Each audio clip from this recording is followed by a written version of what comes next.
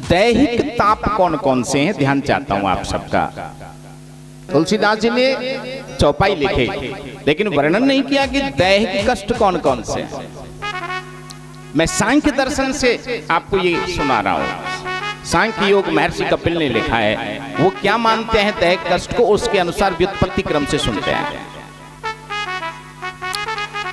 आत्मनि इति अध्यात्मम तद अधिकृत्य जायमानम अध्यात्मिकम, यानी दैहिक को आध्यात्मिक कष्ट भी कहते हैं।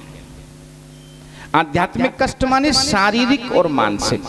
आपके शरीर में कोई फोड़ा हो गया, कोई रोग हो गया, बुखार आ गया, सर्दी लग गई, कहीं कोई चोट आ गई, ये दैहिक कष्ट है। और शरीर ऊपर से बहुत अच्छा दिख रहा है, बड़े हष्ट पुष्ट दिख रहे हो, लेकिन मन अस्वस्थ है, मन में चिंतन चल रहा है, बुरे बुरे विचार आ रहे हैं, बड़ा खिन्न है, बड़ा परेशान है, तो शारीरिक और मानसिक कष्ट दैहिक कष्ट कहलाते हैं। भागवत शास्त्र अगर सुनोगे तो दोनों कष्टों से निवृत्ति मिलेगी, शारीरिक और मानसिक, दैहिक कष्ट नहीं होगा। और दूसरी बात कह रहे हैं आधि भौतिक, यानी भौतिक कष्ट कौन से हैं? भूतानि चराचर जातीयानि अधिकृत्य निमित्तीकृत्य जायमानम यद दुखम तद आधि भौतिकम, यानी कोई मनुष्य किसी दूसरे मनुष्य पर आक्रमण कर देता है, कोई हिंसक पशु आक्रमण कर देता है, कोई सर्प डस लेता है, किसी वृक्ष पर चढ़ते समय गिर पड़ते हैं, पर्वत से फिसल जाते हैं, छत पर गिरते समय अगर हम फिसल जाते हैं तो ये भौतिक कष्ट हैं। भागवत कथा सुनोगे तो फिसलन दूर हो जाएगी, कहीं से नहीं फिसलोगे, न शरीर से फिसलोगे न मन से फिसलोगे। हाँ, शरीर से फिसलना तो फिर भी पकड़ लोगे किसी को, सहारे को, लेकिन मन से फिसलने में बड़ी गड़बड़ी हो जाती है, अच्छे अच्छे फिसल जाते हैं। तो कथा हमें फिसलने से रोकती है, यानी भौतिक कष्ट से बचाती है। और तीसरा दैविक, प्रभुवान वात वर्षा तब शीतोष्णादीन व अधिकृत्य जायमानम यद दुखम तत् दैविकम, माने अत्यधिक वर्षा हो जाए, अत्यधिक गर्मी पड़ जाए, अत्यधिक सूखा हो जाए, ग्रह आदि नवग्रह शनि का कोप हो जाए, मंगल नीच के हो जाएं, गुरु नीच के हो जाएं, तो ये जो कष्ट हैं, कोई राक्षस आक्रमण कर दे, कोई ग्रह नक्षत्र प्रभावित कर दे, ये जो कष्ट हैं वो सब दैविक कष्ट हैं। ये तीन प्रकार के कष्ट भागवत के श्रवण से नष्ट हो जाते हैं। बोलो भागवत भगवान की जय। अच्छा, एक निवेदन करूं आपसे, अभी तो आप आए ही हैं, और आए हैं तो अभी प्यास कहाँ है? तो मेरा कहना यह है कि प्यास जिसको लगे, बुजुर्ग के लिए छूट है, जवान है तो खड़े होकर पी ले चुपचाप, इससे कथा में थोड़ा व्यवधान होता है, आपका ध्यान भंग होता है। कैंपर रखे हैं, गिलास रखे हैं, प्यास लगी है, खड़े हो पानी पियो, और किसी माँ को चाहिए तो वो चुपचाप इशारा करे, या फिर हम आपके लिए बीच में 10 मिनट का टाइम दे देंगे, लेकिन कथा में प्लीज डोंट डिस्टर्ब। बहुत बारीक और आध्यात्मिक चिंतन चल रहा है, उससे जुड़ने की कोशिश करेंगे। ये खाना पीना हिलना चलना बहुत चलता है। मैं आज सुबह निवेदन कर रहा था किसी भगत से, मैंने कहा ये जितना हम कर रहे हैं ना, 3 घंटे भी अगर हम प्यास नहीं सह सकते, भूख नहीं सह सकते, इंद्रियों पर संयम नहीं कर सकते, तो कैसी भक्ति करेंगे फिर? 3 महीने 3 घंटे, एक 24 घंटे में से थोड़ा कष्ट नहीं सह सकती तो फिर भक्ति क्या करेंगे? इसका मतलब मनोरंजन करने आ रहे हैं, टाइम पास करने आ रहे हैं, ऐसा नहीं। हाँ, प्यास लग सकती है, मैं मान सकता हूँ, लेकिन खड़े हो, पी के आ जाएं। दूसरों से सेवा लेना नहीं, देना है। जोर से बोलो। ये आचरण में आना पड़ेगा।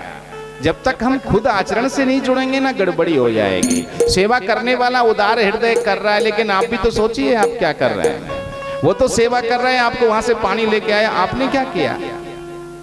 आप भी कर सकते हैं ना, वो कर रहे। तो सेवा देनी है, लेनी नहीं है। हर व्यक्ति सोचे तो काम चल जाएगा। बोलो भागवत भगवान की जय। आइए और क्या कह रहे हैं, तीनों प्रकार के तापों का नाश हो जाएगा भागवत सुनने से, और विशेष लाभ। प्रश्न किया, क्या भागवत सुनने से भगवान की प्राप्ति हो जाएगी? क्या भागवत श्रवण से प्रभु मिल जाएंगे? हाँ, भागवत का मंगलाचरण द्वितीय मंत्र गारंटी दे रहा है, कह रहा है हाँ भगवान मिल जाएंगे। कैसे मिलेंगे? सत्यो हृदयवरोद्यते यत्र कृतभि शुश्रूभिस्तत क्षणा।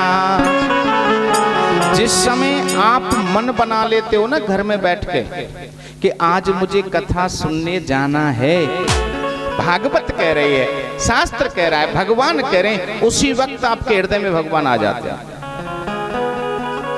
बोलना पड़ेगा जोर से, इससे बड़ा सौभाग्य क्या होगा? अभी तो पंडाल में गए भी नहीं है, व्यास जी को देखा भी नहीं है, शब्द सुना भी नहीं है, और केवल मन बनाया है कि मुझे कथा सुननी है, उसी वक्त भगवान आपके हृदय में आ गए। इससे बड़ी कृपा भागवत की और क्या होगी? विश्वास कर लो, विश्वासो फलदायक है, लेकिन हमें विश्वास नहीं होता। काश विश्वास हो जाए और सच्चे मन से हम श्रवण से जुड़ जाएं, शास्त्र से जुड़ जाएं, संत से जुड़ जाएं, जीवन बदल जाता है। ये भागवत का द्वितीय मंगलाचरण आपने सुना। आइए तीसरे मंत्र की और थोड़ी सी व्याख्या सुन लेते हैं। निगम कल्पतरोरिगलितम फलम सुख मुखाद अमृत द्रव संयुतम पिबत भागवतम रसमालयम मुहो रहो रसिका भुवि भावुका। और आप जो कथा सुनने आए ना, ये कोई छोटी मोटी कथा नहीं है। निगम कल्पतरोर गलितम, निगम माने वेद, और वेद कल्प वृक्ष है, और कल्प वृक्ष का सबसे सुंदर और श्रेष्ठ फल अगर कोई है तो वो भागवत है। अच्छा एक बात बताओ, फल में स्वाद रहता है कि वृक्ष में स्वाद रहता है? मेरे से भक्त पूछ रहे थे, महाराज वेद से बढ़कर कैसे हो गई भागवत? यही प्रश्न सौनक ऋषि ने पूछा सूत जी से कि वेद तो भगवान के साक्षात रूप से प्रकट हुए हैं, वो किसी ने द्वारा लिखे नहीं गए, वो अपौर से हैं, और वेद साक्षात परमात्मा का रूप है, फिर उनसे भागवत श्रेष्ठ कैसे हो गई? तो सूत जी कहते हैं, सौनक ऋषि एक बात बताओ, तने में स्वाद होता है, पत्तों में स्वाद होता है, जड़ों में स्वाद होता है, कि फल में स्वाद होता है? सौनक जी ने कहा स्वाद तो फल में ही होता है। जब स्वाद फल में होता है तो श्रेष्ठ कौन रहा? फल रहा। लेकिन फल की वजह से वृक्ष का महत्व कम नहीं हो रहा है। वृक्ष नहीं होगा तो फल कहां से होगा? वेद नहीं होगा तो भागवत कहां से होगी? ध्यान चाहता हूं। लेकिन जब पढ़ते हैं, स्वाध्याय करते हैं, श्रवण करते हैं, तो स्वाद भागवत में आ जाता है, वेद में नहीं आता। अंतर केवल इतना है। इसलिए वेद रूपी कल्प वृक्ष का सुंदर कोई फल है, वो भागवत है। और इसकी दूसरी विशेषता क्या होगी? सुख मुखात अमृत द्रव संयुतम। इसमें सुख माने तोते ने चोंच मार दी है। और आप जिस फल को तोता खाता है, जैसे बेर है, निवोरी है, जिस फल को तोता खाता है, तोता जिस फल में चोंच मार देता है, रंग से भले ही वो हरा हो, लेकिन वो फल मीठा ही होता है। ये उस फल की खासियत होती है। तो सुखदेव सुखरूपी तोते ने इस कथा में, इस भागवत में चोंच मार दी है, इसलिए ये फल और मीठा हो गया, और रसास्वादित हो गया है, रस से भर गया है।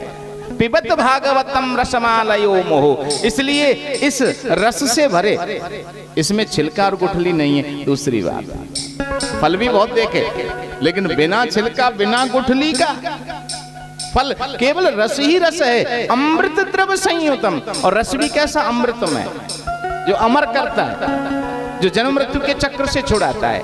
ऐसे अमृतमय रस से भरे हुए इस भागवत रूपी रस को बार बार पियो। हमारे यहाँ तो महाराज जी इतने व्यास कथा कर गए, बहुत अच्छी बात है। जब भी मौका मिले चले जाओ, इसको जितना पियोगे उतना ही आनंद बढ़ेगा, इससे किसी को कब्ज नहीं होगा। जी हाँ, ये जीवन को संवार देगा। जिन्हें हरि कथा सुनी नहीं काना, तुलसीदास जी कहते हैं, श्रवण रंध्र अहि भवन समाना। जिन्होंने भगवान की कथा नहीं सुनी है, उनके कान तो ऐसे समझो जैसे किसी सांप की रहने की बिल। कोई सांप किसी बिल में रहता है ना, वो बिल है ये। श्रोत्रम श्रुतेव नतु कुंडलेन दानेन पाणिहि नतु कंकणेन विभाति कायः करुणापराणम परोपकारेण नतु चंदनेन। शास्त्र कहता है हाथ की शोभा